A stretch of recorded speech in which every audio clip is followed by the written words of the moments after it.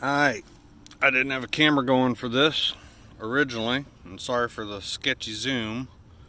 Oh, that's smoother than I thought it was going to be. You see that what looks like corrosion on the threads?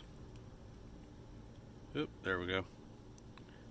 Pretty sure I Loctited that, and of course that is for the cover that holds the heat shield behind and above the cap, and the cover that goes over the top of it.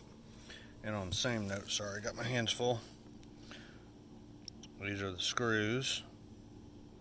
You can see there was some dirt splashed up on the backside, but that wasn't what was on the threads. Come on, focus. So I'm pretty sure I've had this off once before. Focus.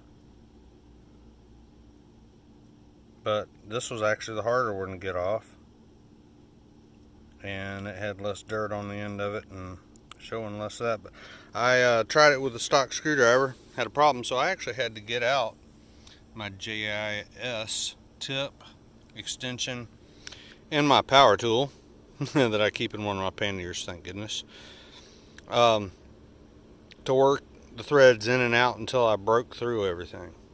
So needless to say, I am about to lube the threads. This is what I use for lubing my cables and my in-between gear oil kind of cleaning lubes. I spray this on, I put it in gear, lean it on the kickstand, holding it with my left hand and reaching down with this and spray the chain while the back tire's spinning, chain spinning. And then I wipe the chain down after I drench it in this, and that cleans it off, and then I go back to my gear lube. But anyways, I'm going to use this to lube these threads up that don't need Loctite. I haven't Loctited everything on this bike, just a couple of things, but I've never had anything come loose other than aftermarket license plate screws while off-roading. But that's because of the way they were designed. Plastic and rubber in it, you can't get them super tight, so they only had room to loosen.